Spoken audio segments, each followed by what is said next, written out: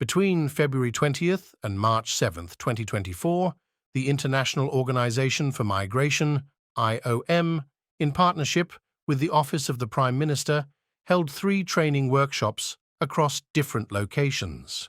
The training program was themed on the migration governance framework in the context of the flexible mechanism on migration and forced displacement approach for key policy stakeholders in Uganda. In Entebbe, national-level policy stakeholders convened, while Mbarara and Fort Portal hosted training centres for 6 project districts and 3 refugee hosting districts, respectively. These districts included Isingiro, Mbarara, Kisoro, Kanungu, Mbarara City, Kasese, Bundibugyo, Kigegwa, Kamwenge, and Kikube. Each of the 3 workshops engaged 34 to 40 policy stakeholders, totaling 110 trainees for the entire activity.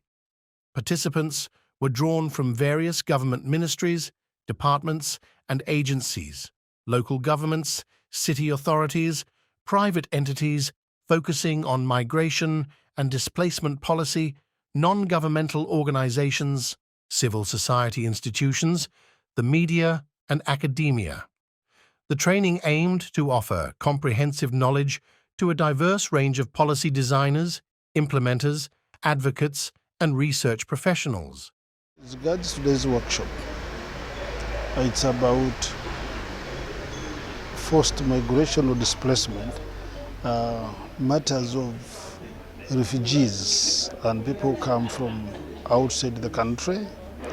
It is the Department of Refugees that handles that, and they are coordinating the other stakeholders within government that have a direct contribution and the interface with these immigrants and refugees in the course of their work. These are the people that have been called here to be able to share information and share experiences and address whatever concerns they have, so that our knowledge and our approaches towards migrants is enhanced. Our collaboration with IOM has been mainly cordial and very constructive, but especially in handling one of the key durable solutions. You know, refugee management has 3 durable solutions. Local repatriation, voluntary repatriation, which is the most durable solution, then local integration, but also there is resettlement to 3rd countries, and IOM has supported us in realizing achievements under the 3rd durable solution, so refugee management, which is resettlement to 3rd countries. They play a big role in helping us to realize that durable solution. At the beginning, the perceptions don't remain the same. At the end, you actually see that people now are seeing a different picture.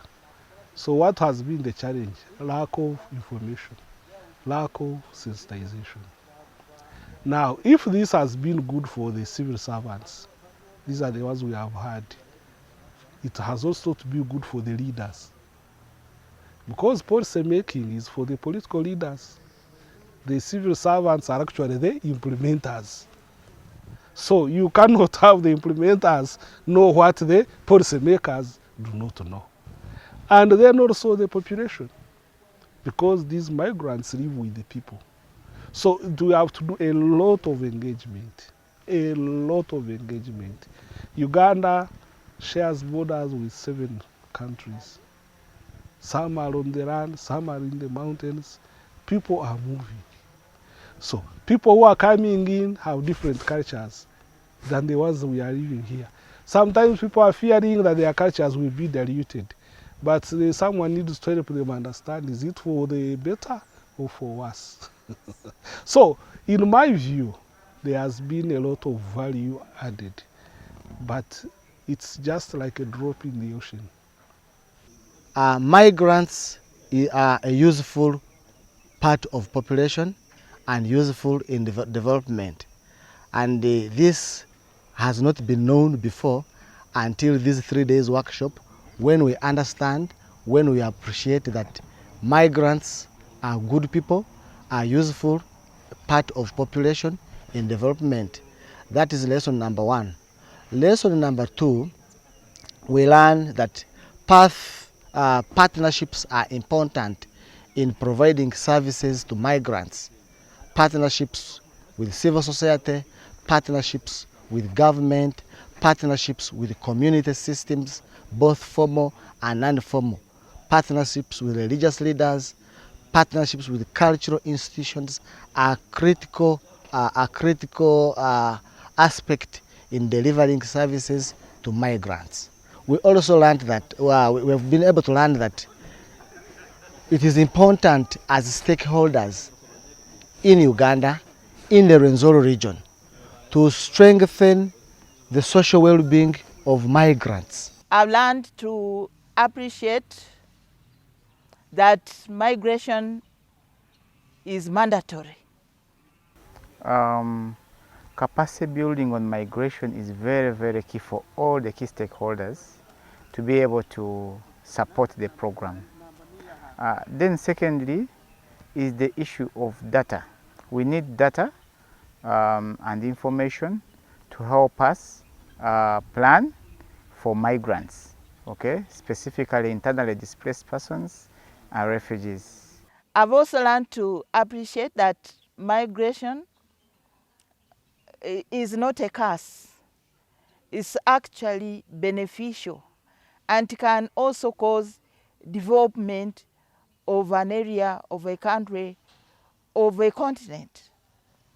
So all this has impacted very well on the mindset. The mindset, I now appreciate that I can understand migration differently. The Ministry of Internal Affairs has one, I think, major contribution it has made in all this, the registration of people in the country. The citizens, and I think along the way, the non-citizens. You see, for migration to be orderly, which is a goal, the migrants must be known. If you are not known, there is no way you can move in an orderly manner. For protection, this speaks to humaneness. For protection to take place, people must be known. For the law to protect you, you must be a known entity before the law. Now, the Ministry of Internal Affairs has addressed that to a large extent. Of course, there are still gaps. Now, the Ministry of Internal Affairs has also championed the making of the migration policy. Yes, there will be issues, but we need to start somewhere. And the great thing about it is the openness to say that, yes, for us, we have offered to lead, but other agencies can come and make their input. And by the way, these policies get reviewed. So if, for instance, the policy that has been drafted, if, for instance, there are issues to be addressed, research will be done about them, and along the way, harmonization will take place. And within a foreseeable future, we will get where we want to be. Is the issue of planning and budgeting. It is very important to prepare inclusive plans and budgets for all the stakeholders, not necessarily only the local people or the local community, but also the migrants, the refugees, the displaced persons who come for support in our local government. So that is very, very key for me from the starting point. Because once we plan for them, then we are able to implement these interventions successfully. Then secondly is the issue of involving local governments from the village to parish, sub-county and district level in understanding the issue of migration. Because what I realized, we are basically, all of us are migrants based on the 12 types of migration, okay? Yes, and then finally is the issue of data. we need data at all levels, okay, such that we are able to use that data to budget, to plan, but also to inform decisions at a policy level. This training has been very, very extremely significant in my profession as a community development worker. Because one, I speak for the minority, I speak for the disadvantaged.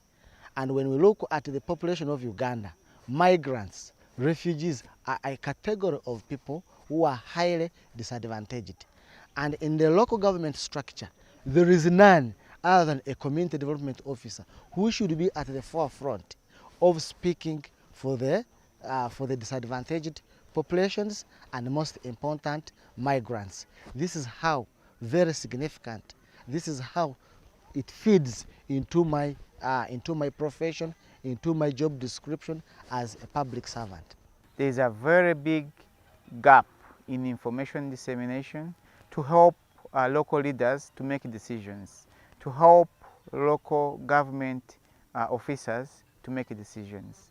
So we need information on the legal framework. We need information on what is expected. For example, early warning systems from the center should inform us what we should expect, and then we are able to use that information to plan for the future. So that information gap is very key to be filled. Then secondly is the issue of capacity building. We have different capacity building gaps at all levels, within the technical staff, within the political leadership, and within the local community.